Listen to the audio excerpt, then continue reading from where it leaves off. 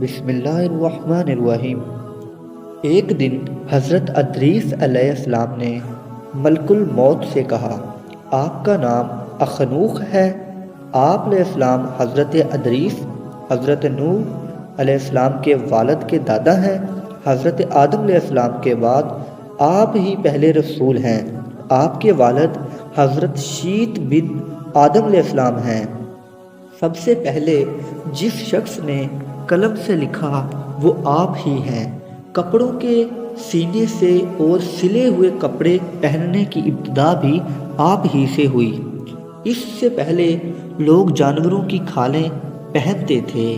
سب سے پہلے ہتھیار بنانے والے ترازو اور پیمانے قائم کرنے والے علم و نجوم کے حساب میں نظر فرمانے والے بھی آپ ہی ہیں۔ یہ سب کام آپ ہی سے شروع ہوئے۔ اللہ تعالیٰ کی ذات نے آپ پر 30 صحیفے نازل فرمائے۔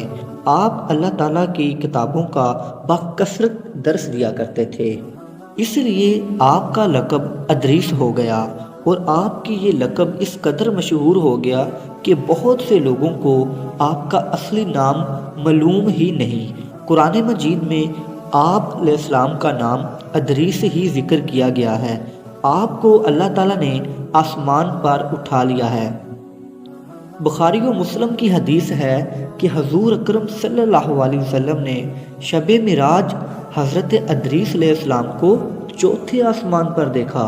حضرت کعب احبار وغیرہ سے مروی ہے، حضرت ادریس نے ملک الموت سے فرمایا کہ میں موت کا مزہ چکھنا چاہتا ہوں، کیسا ہوتا ہے؟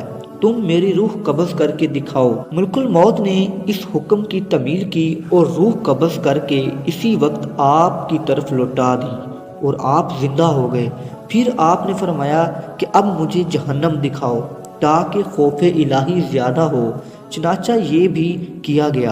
جہنم کو دیکھ کر آپ نے فرمایا کہ دروازہ کھول لو، میں اس دروازے سے گزرنا چاہتا ہوں کہ جنت میں ایسی کیا چیز ہے، ایسا ہی کیا کیا گیا ہے، اور آپ اس پر سے گزرے۔ پھر آپ نے ملک الموت سے فرمایا کہ مجھے جنت دکھاؤ، وہ آپ کو جنت میں لے گئے۔ آپ دروازوں کو کھلوا کر جنت میں داخل ہوئے تھے۔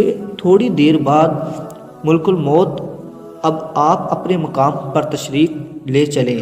آپ نے فرمایا کہ اب میں یہاں سے کہیں نہیں جاؤں گا۔ اللہ تعالیٰ نے فرمایا کہ ہر نفسی نے موت کا مزہ چکھنا ہے، میں چکھ ہی چکا ہوں۔ اور اللہ تعالیٰ یہ فرمایا وَإِن مِّنكُمْ إِلَىٰ وَارِدُهَا کہ ہر شخص کو جہنم پر گزرنا ہے، تو میں گزر چکا، اب میں جنت میں پہنچ گیا۔ اور جنت میں پہنچنے والوں کے لیے خداوند قدوس نے یہ فرمایا ہے کہ میں وما ہم منہا بخارجین کہ جنت میں داخل ہونے والے جنت سے نکالے نہیں جائیں گے۔